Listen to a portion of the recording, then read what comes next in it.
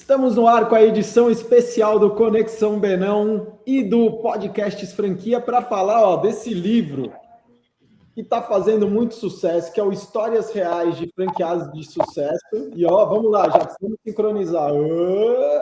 Ele é um livro vira-vira. De um lado são os franqueados e desse lado aqui são os segredos por trás das franquias de sucesso, onde franqueadores contam sucesso, perrengue, tombo, tudo que eles passaram para chegar nas conquistas de redes aí muito fortes e vigorosas. E aqui, hoje a gente tem a Carol Saraiva, que é da Pintamundi, e o Márcio Pereira, que ele é multifranqueado. Eu nem sei se ainda você está com a Hora Única ou não, mas eu acho que sim, né, Márcio? E depois ele conta mais. Rede Horto também. Rede Horto também. Rede Horto. Rede Horto. E olha que coisa gozada, a gente estava comentando aqui. A Carol está na página 37 desse pedaço do livro. E daí tem um vira-vira até entre os convidados, que foi sem querer, a gente descobriu hoje. O Márcio está na página 73. Não é isso, Jax? Mas deixa eu falar aí, aqui, Beno. Até os números, né? Vira-vira, né? Não é só o livro, até os capítulos 73, 37, 37, 73. Muito legal. Verdade. Muito combinado, porque a gente vai chamando os convidados e às vezes a agenda não bate, então Márcio e Carol ficaram juntos. Mas deixa eu falar uma novidade aqui, que desde o programa passado a gente tem um patrocinador que é a DMC Music Branding. A DMC, gente, para quem não conhece, o que é Music Branding? É você ir lá, conhecer tudo sobre uma marca e fazer o DNA musical dessa marca. Então, quando você vai aí em franquias ou em lojas de rede, né, que tem várias lojas, e você escuta aquele som, tem uma experiência agradável, e o som é sempre parecido, quem faz esse tipo de trabalho é a DMC, inclusive com spots comerciais. Eu mesmo sou dono de uma Depil Action, a Depil é cliente da DMC, então é uma loja super agradável, você é bem recebido. A música, se você for na Depil Action lá do Pará, do Rio Grande do Sul, da Bahia, é sempre... você está num ambiente musical que é uniforme. Até vamos falar disso, né, Carol? Carol, você falou da uniformidade, de como uniformizar a rede na parte de marketing. Então, é esse o trabalho da DMC. E deixa eu contar uma coisa, já que o pessoal não sabe, tem muita gente que bota Spotify na loja para tocar e não pode, gente. Spotify e outros apps desse tipo, eles não podem ter uso comercial. Então, você tem que buscar uma empresa que nem a DMC, que está oferecendo esse episódio hoje aí para vocês. Show de bola, Beno! Vamos lá, começar com a música de conteúdo aqui para nós, né? Com o patrocínio da DMC. E hoje é uma honra receber aqui Márcio Pereira e Carol Saraiva, dois grandes profissionais da área, onde que cada capítulo, né, que nós lemos é uma história, é um encantamento, é um conteúdo. E esse podcast é para falar sobre isso, é uma edição especial para falarmos do conteúdo do livro, né, do nosso Vira-Vira, onde que cada escritor contribui de uma forma mais dinâmica, falando do que trouxe para nós. Então, eu quero agradecer a presença de vocês dois. Carol Saraiva, muito obrigado por estar aqui com a gente. Eu que agradeço o convite de vocês, Jaques e Beno. É uma honra estar aqui ao lado do colega Márcio também. Muito obrigada pelo convite. Márcio, muito obrigado aí pela sua participação. Obrigado a você, Jaques, Beno. Vai ter iniciativa de ter criado esse livro. Foi uma delícia poder participar. O dia da lançamento lá no shopping foi maravilhoso. Revi um monte de gente que não via há algum tempo. E obrigado, Carol, obrigado, Beno, já que é uma delícia estar fazendo parte mais um capítulo da minha história pessoal aí, que eu gosto muito de estar sempre junto com pessoas experientes como vocês. É uma delícia. Obrigado. Eu que agradeço. Valeu. E a gente sempre começa, né, Beno, falando um pouquinho das histórias, né? Então eu vou deixar você falar um pouquinho do Márcio, né? E depois eu falo um pouquinho da Carol Saraiva. Não, ia pegar até o gancho do Márcio, que ele falou de histórias, contar a minha história. É isso que a gente gosta de ouvir, depois entrar um pouco mais no que foi o capítulo, né? O Jacques sempre vem com spoiler, eu estou esperando ele falar qual que vai ser o spoiler dos dois hoje. Mas, Márcio, o teu capítulo, ele já começa, você pôs um título que foi sensacional, do sexo à odontologia. E daí eu li, eu falei, Deus do céu, o que esse cara vai contar? E daí foi muito bom, porque você contou uma história fantástica de como, e você era muito jovem, de como você começou no franchising. Então, conta aí para a galera, para eles ouvirem um pouco do que está lá no livro e desse teu aprendizado aí de mais de, sei lá, não sei se já tem 30 anos aí de franchising, mas já tem aí uma carreira aí de sucesso longeva como franqueador, né, trabalhando na franqueadora e como franqueado também. Vamos lá. Enfim, foi muito bom. Foi minha primeira experiência escrevendo, então, para mim foi muito interessante, porque você relembra fatos que você não lembrava há 30 anos, né? Foi em 96, se não estou enganado, então fazem exatamente 30 anos. Então, na época, como você diz, eu tinha 20 e poucos anos, 24, 25 anos. Eu tinha um amigo do meu pai que tinha uma editora, uma produtora de vídeo no Brasil, é um americano, que mal falava o português, ele falava mais ou menos o português, e eu arranhava o inglês também, então a gente meio que se confundia no idioma lá, mas essas coisas caminhavam. E aí ele teve um grupo de empresários americanos que veio para o Brasil com uma ideia de montar uma rede de sex shops. E eu não sabia nada disso, eles vieram e me convidaram para um almoço e começaram a falar das ideias. E queriam fazer uma rede de franquias. Eu não sabia o que era franquia, eu não sabia o que era. Eu nunca tinha entrado numa sex shop, não tem preconceito nenhum, tem até algumas histórias engraçadas que a gente pode, que nem tem um livro, mas a gente pode falar a respeito. Falei, mas tá bom, por que vocês me chamaram aqui, né? E, cara, eu achei o projeto, na época, desafiador. Eu sempre gostei de coisas diferentes, sempre gostei de desafios. Eu nunca tive uma franqueadora, numa companhia, ou em qualquer que seja, que fosse, tá tudo certinho, agora só se apertar 2 parafusos aqui, que as coisas vão caminhar tudo bem. A minha carreira inteira foi sempre um monte de BO, um monte de problemas, um monte de desafios, e aí tentar desenrolar e fazer do limão uma limonada, né? E, enfim, de uma ideia inicial que eles trouxeram, aí a gente começou a fazer, tive a experiência na ocasião de ser um dos primeiros, eu fiz um curso na ABF, que eu tenho até os certificados até hoje lá, que era um negócio amarelo e branco, eu vou até tirar uma foto e eu mando para você depois, Breno e Jacques. E, cara, primeiro, introdução à franquia, para saber como é que era a franquia. Aí eu contratei uma advogada especializada em franquia, que era a Melita Prado Funaro, na época que ela era casada com Funaro ainda. A minha amiga Melita, eu posso falar, nossa amiga, né, Breno e Jacques? E, enfim, naquela ocasião, me associei à BF e as coisas caminharam bem. A gente montou 34 unidades. E aí, enfim, a questão cambial era 1 para 1, né? Então era muito parelho, a precificação era bem justa e as coisas caminharam super bem. E interessante, só um fato, eu nunca tive um franqueado nessa rede de sex shops, que é uma Ponto G, que era do ramo. Então eu tinha diretor da Ford, um diretor de uma empresa de alimentação. Nenhum deles nunca tinha trabalhado com sexo, né? Com produtos para sexo. Exato. E foi muito legal, cara. Eu tenho amigos até hoje daquela ocasião. Eu tinha um Jorge Belém, que é um amigo meu de Curitiba. Vou mandar até esse episódio para ele dar uma lida, ele vai gostar. Um outro cara de Brasília, que era um diretor de uma multinacional americana de autopeças, enfim. E, cara, foi uma experiência muito interessante. Só contando um negócio rápido, não quero ultrapassar o tempo aí. Esse amigo meu, chamado Jorge Belém, que era o meu franqueado principal, um dos franqueados principais da rede, ele tinha 2 unidades em Curitiba. E ele vinha para São Paulo comprar os produtos e voltava para Curitiba, né? E lá na expedição eles colocavam umas caixas de papelão, né?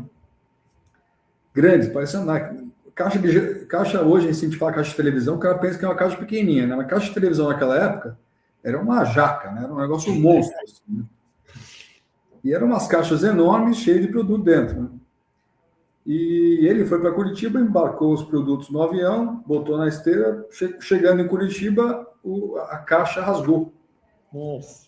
E aí começou a passar uns santinhos aqui na esteira, assim, ele olhava assim para o lado, ele me olhava e falou assim, não é meu, não. Esse não é meu. E ele ficou esperando até acabar o desembarque de todo mundo, pegar todas as malas para ele sair catando o vibrador no saguão inteiro do aeroporto. Lá. Muito engraçado. E isso é uma das histórias, mas é uma... Sensacional.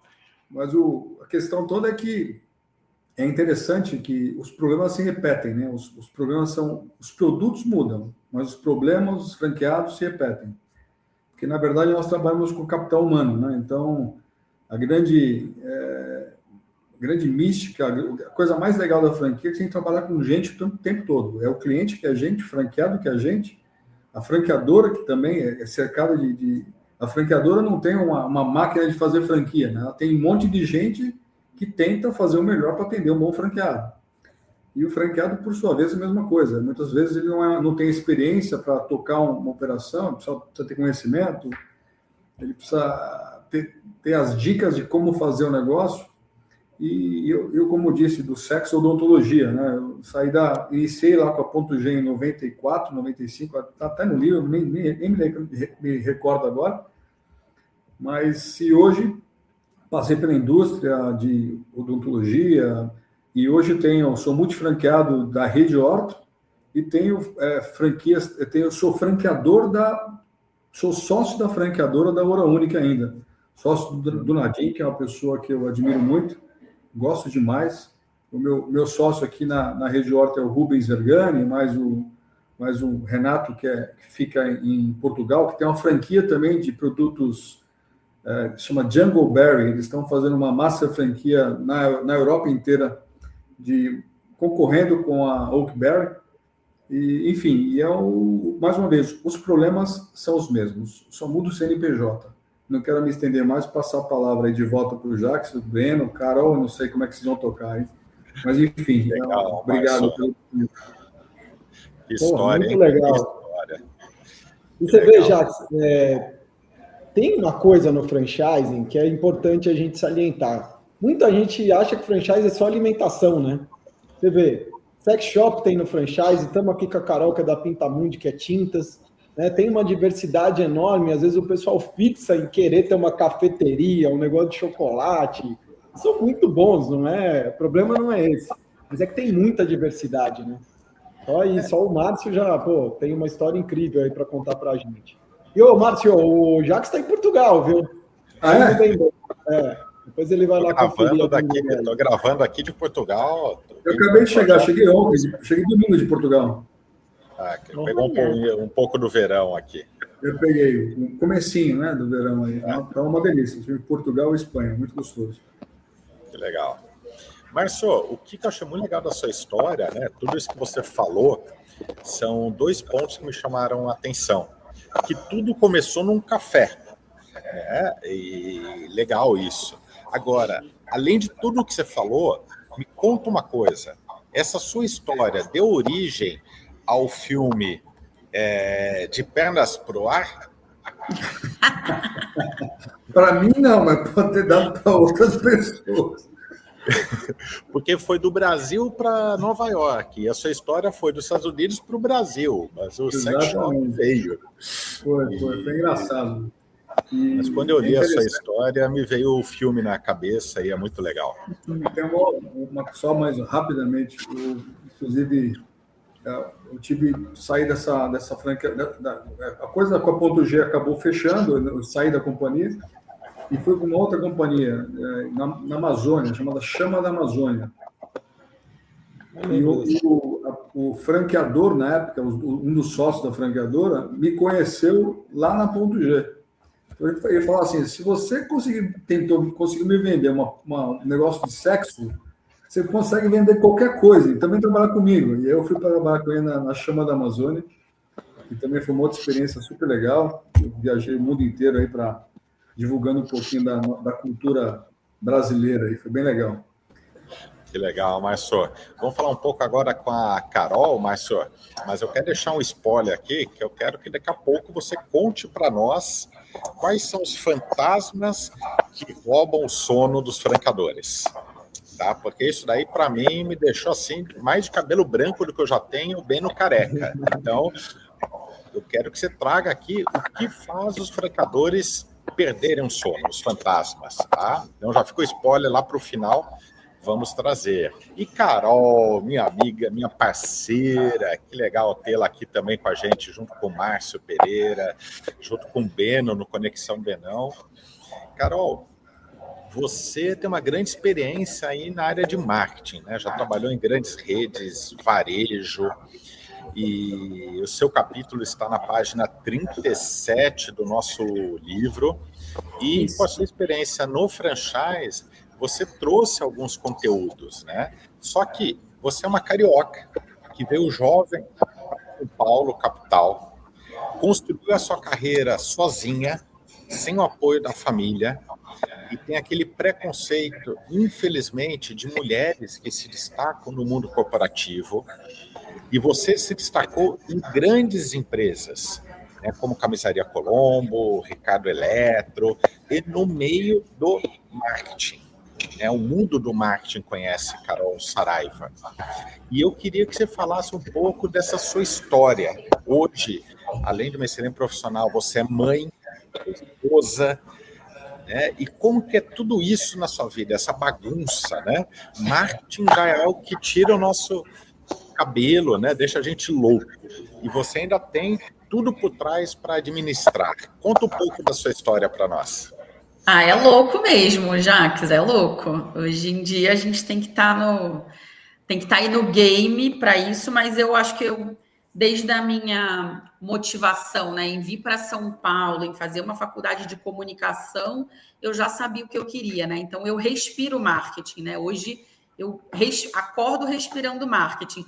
E quando a gente é mais jovem, pelo menos na minha época, eu tinha a doce ilusão de que eu queria trabalhar em agência, e eu falava, não, eu quero ir para São Paulo, eu vou trabalhar em agência de grandes publicitários em São Paulo, que está todo mundo. Então, quando eu realmente comecei a aprender publicidade na prática, eu falei, eu não quero trabalhar em agência, eu quero ser o cliente, porque eu queria ser um departamento de marketing. Então, eu comecei a estudar muito de publicidade, muito de como era um dia a dia de agência, e de cara eu já me vi como cliente. Eu falei, não, eu quero ser a empresa que está por trás, eu quero ser o cliente. E assim foi, né?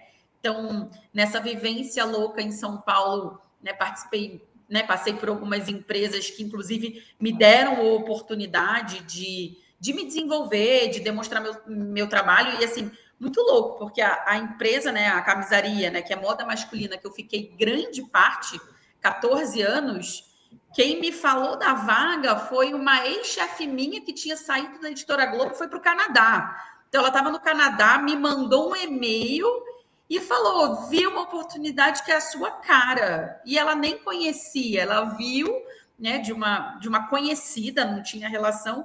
E aí foi, lá fiquei 14 anos. Então, eu estava respirando porque eu estava na época de TCC. Então, saía correndo, ia para a faculdade para fazer TCC. E acho que por ser uma empresa familiar também e o dono ser muito presente, eram 2 irmãos, então assim, um ficava muito no financeiro e o outro era operações. Ele respirava marketing. Então ele me via todos os dias, falava comigo todos os dias e começou a ter aquele contato, né, da equipe comigo. E assim foi, né? Fui ganhando a confiança dele, até que em 2013 eu voltei de férias do Rio. Quando eu retornei, ele já me chamou na sala dele. Eu falei, nossa, que estranho, né? Tô acabando de voltar de férias, ele já me chamou.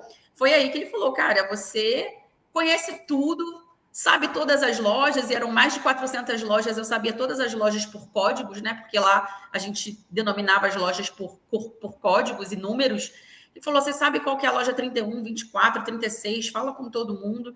Então, eu quero que você toque esse departamento de marketing, eu acho que você vai se sair muito bem nisso, né?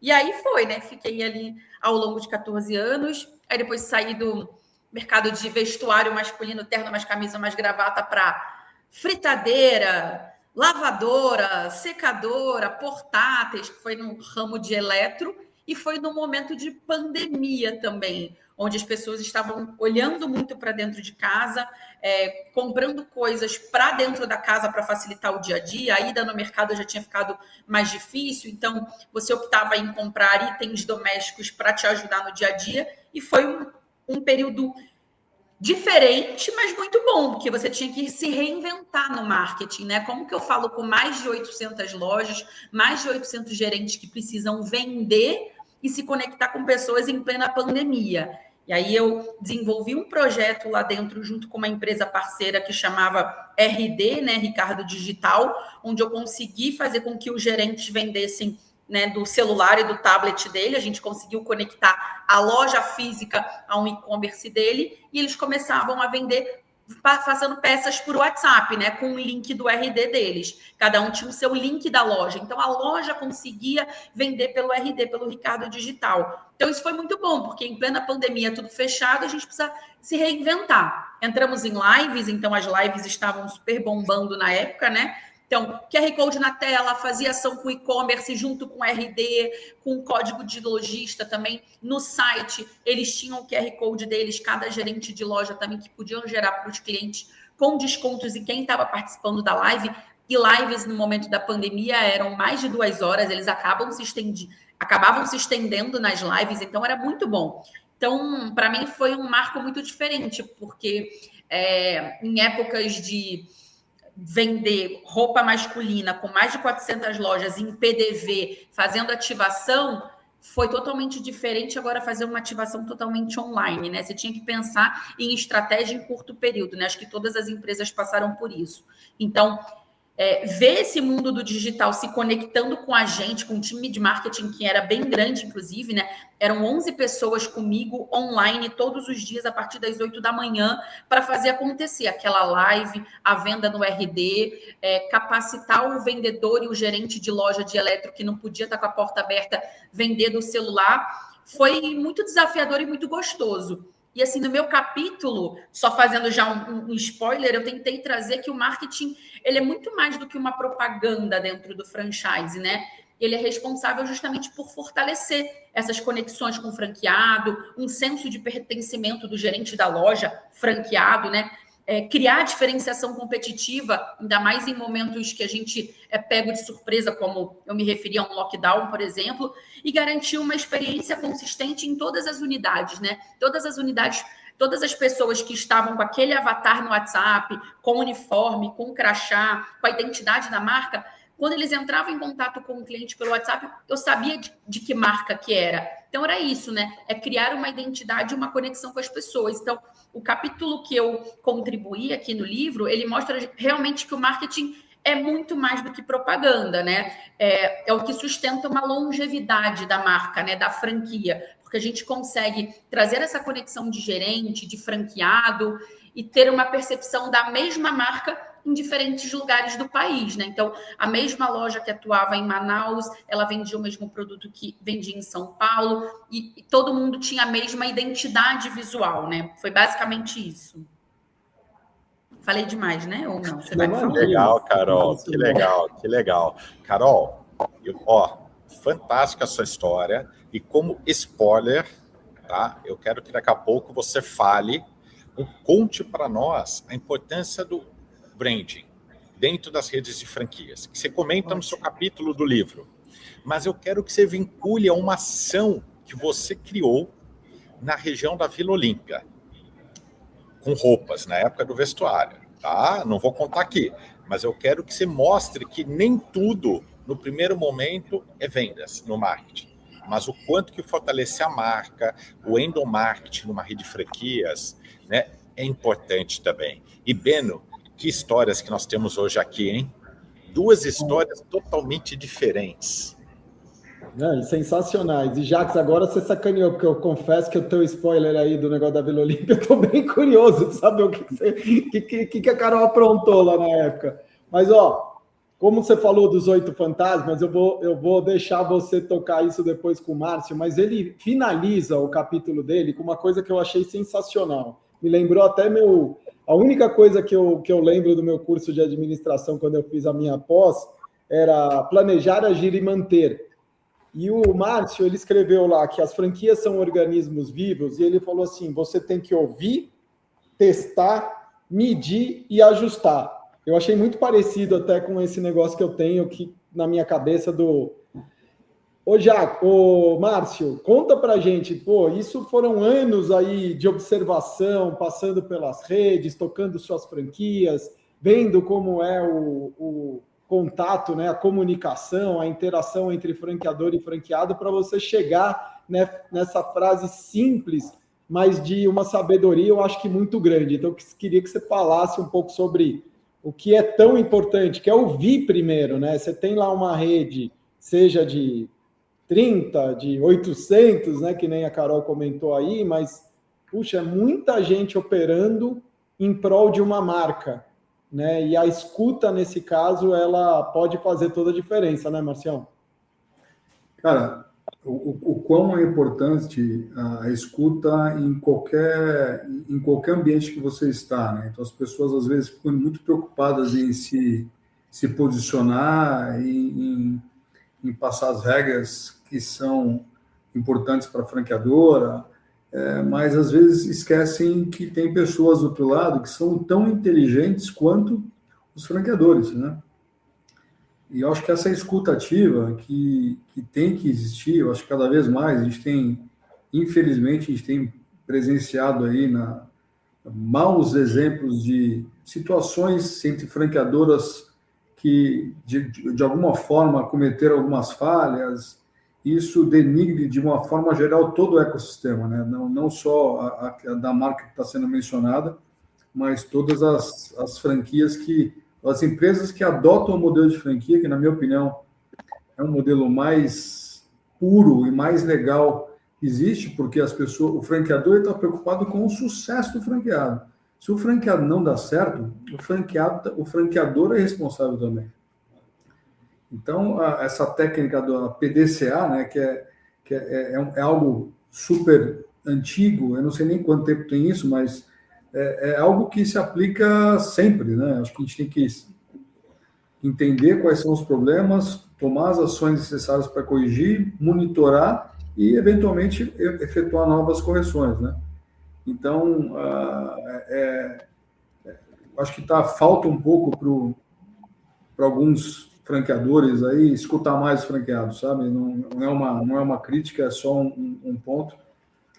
Como você bem mencionou, pode ter 30, pode ter 2, pode ter 800, pode ter 1.000. Quanto mais os ouvidos estiverem abertos e mais próximo o franqueador está do franqueado, melhor. Você quer ter um problema, dá as costas para o franqueado. Deu as costas para o franqueado, esse problema vai te engolir, vai engolir a franqueadora. É o que a gente tem visto alguns exemplos aí que são ruins. E, na verdade, a minha maior preocupação como franqueador a vida inteira foi primar pelo investimento do franqueado. Porque é um dinheiro tão difícil de ganhar, né, Carol? O quão é complexo o cara arrumar lá 200, 300, 400, 1 milhão, e o quanto é fácil do cara perder caso ele faça uma má gestão. Falando um pouquinho dos fantasmas, né? Eu acho que o maior fantasma que o franqueador tem é selecionar mal um franqueado. Porque é basicamente o começo do fim, né? Ele seleciona mal, ele vai ficar com aquele cara durante muito tempo, gastando energia da franqueadora com um cara que é ruim. De repente, nem é o cara tão ruim assim, mas ele não é bom para o negócio que ele foi selecionado. E isso é culpa do franqueador. Então, acho que é o principal fantasma que eu vejo no setor de franquias, aquele... E a expansão, né? A expansão, ordem e progresso não funciona para a franquia. Como tem muitas franqueadoras que progridem, depois fazem a ordem, põem a ordem. E isso, às vezes, dá certo e, às vezes, nem dá tão certo assim. Mas eu acho que é um dos problemas, um dos fantasmas também que eu vejo aí no setor de franquia. Então, a gente tem que expandir, porque franquia que não cresce apodrece, né, Breno? Lembra da nossa lá em Las Vegas, que estivemos juntos, na IFA, se o cara não cresce, ele apodrece, e é de fato, eu acho que isso é um problema. Mas também crescer sem ter uma ordem mais adequada, problema também. E eu comentei também, eu acho que um outro problema que eu vejo, um dos fantasmas, é o engajamento do franqueado com a franqueadora, e aí tem conexão direta com o que eu mencionei agora há pouco, né? O franqueador está próximo do franqueado, o nível de engajamento aumenta. O franqueado está longe do franqueado, o nível do engajamento diminui. E aí as histórias se repetem. Você pode fazer um brainstorming na tua cabeça aí. O que deu errado em outras franqueadoras, basicamente tem esses três pontos iniciais aí como fatores que fazem com que o negócio fique mais complicado. E algo que cada dia mais importante que eu vejo também é a saúde financeira do franqueado. Então, não adianta apenas a franqueadora estar ganhando dinheiro. Se o franqueado não está ganhando dinheiro, você vai ter um problema muito, muito, muito, muito breve. Enfim, às vezes a gente acha que está tudo bem e deixa de ver algumas coisas ou faz vistas grossas para algumas coisas e o problema está lá, só vai colher ele um pouco maior, mais difícil de remediar depois. Tem muitos fantasmas, mas eu acho que os principais são esses. E o último que eu queria mencionar, que é gerir pessoas. Eu acho que a gestão de gente no nosso negócio é muito, muito, muito complexo. Gerir funcionário na franqueadora, gerir franqueado não é fácil. Franqueado tem um ingrediente adicional, né? Porque ele não é funcionário da franqueadora, ou seja, senão vou mandar o cara embora. Você não vai mandar o cara embora, você tem contrato, você tem que respeitar o contrato. Então, se você está insatisfeito com eles, você selecionou errado aquele franqueado. Então, essa gestão de pessoas é muito complexo. E se eu ficar falando de fantasma aqui, não vamos dormir hoje à noite, né? Então, eu vou voltar a palavra para o Jacques aí. Desculpa se eu me estendi demais aí. Nada, que isso, Márcio, que legal. E tudo que você falou é real, né? Nós conhecemos aí muitos colegas franqueadores também, e são os pontos que realmente tiram o sono, né? São os fantasmas que assombram e faz com que a gente não consiga dormir ali pensando. E até complementando, Márcio, é muito importante se preocupar com a saúde financeira dos franqueados, mas não podemos esquecer dos franqueados que estão ganhando, porque eu conheço franqueados com lucro, insatisfeitos com a franquia. Olha que louco. Dinheiro não é a satisfação, né? Então, é importante nós avaliarmos que não é só a saúde financeira. Ela é tão importante quanto todo o resto que você mencionou.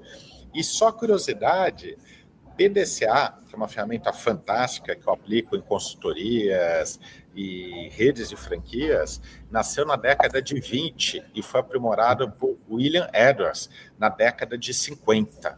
Então, é algo que parece tão moderno, né, é tão atual, aplicável ainda hoje, mas é muito antigo, né, já tem há anos aí sendo utilizado pelo mundo corporativo.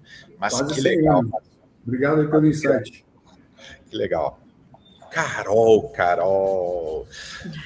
conta um pouquinho para nós, Carol, sobre, no seu livro, no seu capítulo, né, você fala do marketing, para manter também, até dando uma sequência no que o Márcio falou, no endomarketing e na motivação da rede. Porque muitos olham o marketing como gerar caixa, gerar leads, né, para vendas. Mas marketing numa rede de franquias é muito mais do que isso. Então, traz para nós um pouco do que você falou, escreveu no conteúdo aqui no seu capítulo, né, para que a gente consiga entender também, absorver esse conteúdo, que marketing vai além de gerar leads. Com certeza. Essa parte de endomarketing, né, quando a gente está com rede de franquias, a gente precisa pensar muito além da venda e sim no engajamento a longo prazo, né? A gente quer ter uma relação longeva com os franqueados e para isso precisamos criar ações em que a gente se conecte. Então, muitas redes de franquias hoje utilizam convenções, por exemplo, convenções de vendas, convenções anuais, para poder fazer essa conexão com o franqueado, porque esse evento, né, a Conexão de Vendas, é onde a gente tem a oportunidade tanto de falar de projetos futuros, de ações futuras, mas também de olhar para dentro da rede, né? É uma forma da gente conectar franqueados de diversas partes do país, de criar ação entre eles, de criar essa relação de equipe, de trabalhar em conjunto para justamente criar essa relação de conexão. Então, quando a gente está falando em rede de franquias, é muito importante que a gente tenha ações de conexão com a rede de franqueados, até mesmo, né, que o Márcio comentou agora há pouco, né? A gente precisa cuidar e não apenas, né, pensar só no faturamento. Se você não estiver olhando para o franqueado, talvez tratando uma dor que pode ser a dor do outro, não, né, ele vai querer sair e aí a escolha ruim cai para a gente, né? Foi a gente que escolheu errado. Então, vamos cuidar bem das nossas escolhas, fazendo com que essa relação entre eles seja cada vez melhor. E a nossa relação, né? Eu digo no papel do franqueador, né? Entre franqueadora e franqueado. Então, criar ações para que a gente envolva todos os franqueados e tragam eles para perto, né, da franqueadora, entendam que a franqueadora não é só números, mas uma conexão a longo prazo é importante, tá? Engajar, enfim, atrair eles com ações nesse tipo. Que legal, Carol. E quando a gente fala desse engajamento, desse resultado, né, endomarketing, qual a importância do marketing? Porque muitas vezes sai da equipe de consultores, né, sai da equipe da diretoria, né, e qual a importância de juntar o marketing não só na expansão, não só numa organização de uma feira da ABF ou numa convenção, mas o marketing, numa rede de franquias, fazer parte do todo, né? Exatamente. Ele é muito mais amplo do que o resultado de vendas, né? Que é o que eu já comentei. Então, como que você vê o marketing nesse todo numa rede de franquias? Boa. Como você bem mencionou, o marketing, né? Minha visão é que o marketing, ele é a ponte que conecta a franqueadora, o franqueado, clientes e parceiros. Então, não é só apenas um departamento de apoio à franquia, né? O marketing, né? Eu me vejo assim como um elemento que conecta a marca, franqueado, cliente, parceiro. A gente é responsável para ajudar na expansão do negócio também, porque a gente fortalece essa longevidade da rede, né? O marketing, ele funciona como esse elo que conecta. Então, por isso ser tão importante, né? A gente garante que a marca ela seja percebida da mesma forma em qualquer unidade, independente da região que esteja. Fortalece o relacionamento com os franqueados, gera essa confiança nos consumidores e cria diferenciação de mercado, porque eu tenho a mesma rede em diferentes locais e o marketing ele tem o dever e o papel de conectar todo mundo em todos os lugares e ter esse valor percebido para os consumidores, né?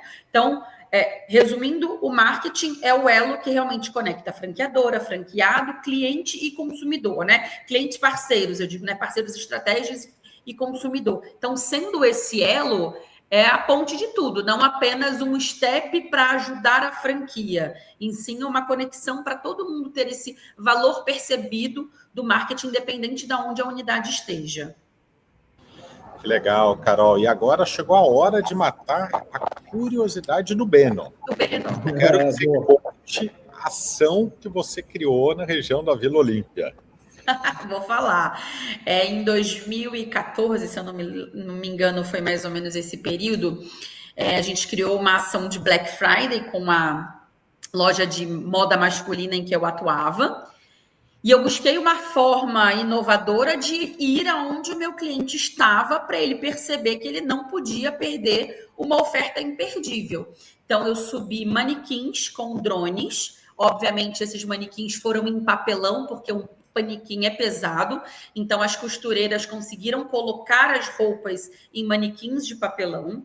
E eu subi os drones pouco antes do horário de almoço na Vila Olímpia, em frente ao Shopping Vila Olímpia, naquela pracinha, para ir na janela dos escritórios onde os empresários estavam. É claro que naquela região, e numa rua bem conhecida ali, tinha uma loja dessa marca, estrategicamente, porque é uma rua onde tem muita gente trabalhando. E homem também quer praticidade. Embora fosse uma loja com um ticket mais baixo, ela vendia kit de camisa que é realmente para o cara usar no dia a dia do trabalho dele. Ele queria usar camisa social. Pois então, nós subimos drones pouco antes da hora do almoço, nas janelas dos empresários para mostrar que ali perto dele tinha oferta arrasadora de Black Friday de camisa social que ele não podia perder. E aí foi algo inesperado, porque em 2014 não tinha regularização de drone pela ANAC, ela não tinha nenhuma regulamentação, então eu poderia subir com aqueles drones sem nenhum problema. Subimos, a regulamentação veio depois, eles até entraram em contato conosco, mas a agência que me ajudou nessa parte aí, a gente estava super resguardado. Gerou tanto burburinho, que a matéria saiu em mais de 10 portais e jornais americanos, foi para o Japão, aqui a gente gerou um buzz de mídia, e para mim era o que eu queria que ele visse que tinha, meu Deus, na hora ninguém sabia o que era, porque as reações foram muito boas e o drone pegou isso. Então foi essa ação em 2014, onde o drone nem era regulamentado, não existia essa coisa do drone que é atualmente, e por que não, né? Já que o homem é um pouco mais... ele não se preocupa tanto com isso, muitas vezes o shopper nessa marca era a mulher, né? O nosso shopper era a mulher, porque ela estava comprando para o homem, mas eu queria ir até ele, falar para ele que ele podia descer ali do escritório dele e lá na loja aproveitar a promoção e não esperar a esposa dele comprar quando ela fosse dar uma volta no shopping. E foi sucesso. Parabéns, Carol. Sensacional.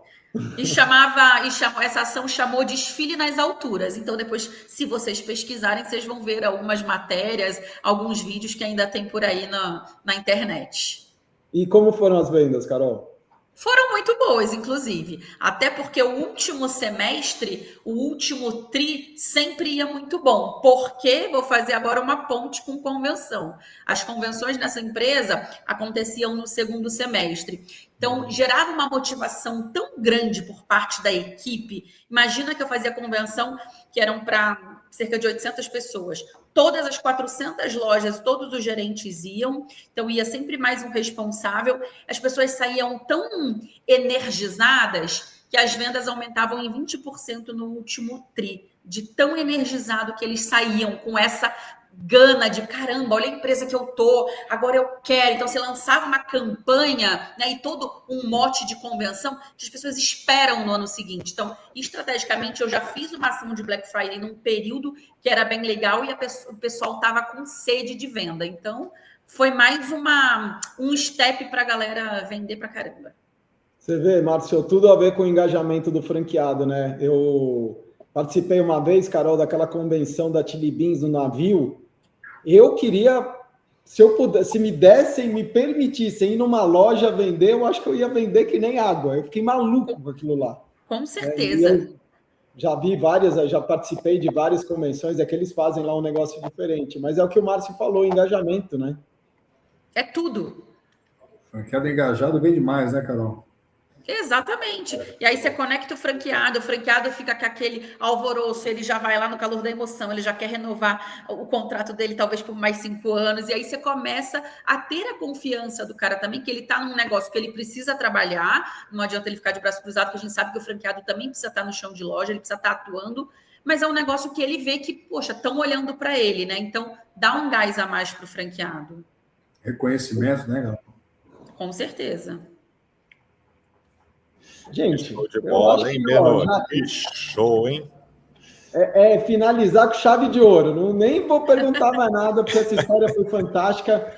E assim, parece que as coisas estão uma encaixando na outra. O 37 e o 73 aqui dos nossos coautores é perfeito, né? Um encaixe. Carol mostrou várias coisas na prática e óbvio, o Márcio também, dos fantasmas, né? Dos pesadelos, né, o Márcio, do que os franqueadores têm. É um pesadelo, na verdade, constante, porque é um sistema vivo, né? Que nem você falou. Então, Jax, é isso, né?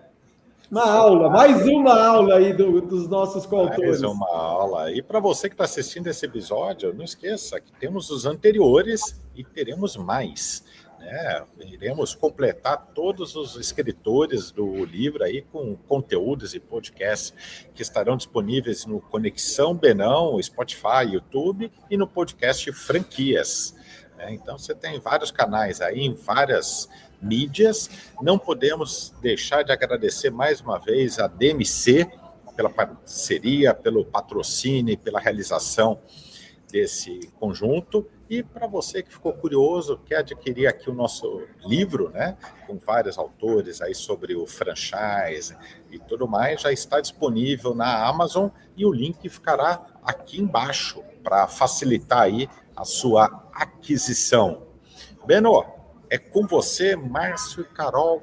Muito obrigado de coração pela participação de vocês. É sempre uma aula ouvi-los. Bom, eu sou suspeito porque, duas pessoas que eu tenho aí uma admiração grande. Márcio, já fizemos algumas viagens juntos, então já trocamos bastante ideia. Carol, já participei da convenção da Pintamundi, a gente teve a oportunidade de também ter uma boa troca, e é uma honra ter vocês dois aqui com a gente, né? No livro, né, já foi uma honra, agora aqui gravado para a posteridade, todo mundo poder ter esse conhecimento que vocês passaram, né, de como é o dia a dia de uma franquia, dos desafios, fantasmas, pesadelos, histórias aí sensacionais. Essa do drone é fantástica, depois eu vou procurar. Parabéns, viu, Carol? E parabéns, Márcio, aí por todo esse legado que vocês estão deixando. Eu que agradeço demais novamente aí o convite de vocês dois, agradeço ao Márcio aí, um prazer estar aqui nesse podcast com você também ao seu lado, e muito obrigada, meninos, muito obrigada mesmo. Obrigado, Carol, obrigado, Jacques. Benão, até a próxima viagem, foi uma delícia, pode convidar, se quiser convidar todas as vezes eu participar, eu participo, tá, né, Carol? Pode chamar uma. Temos muitas histórias. Muitas, a gente vai selecionando, mas foi uma delícia. Obrigado mais uma vez pela oportunidade.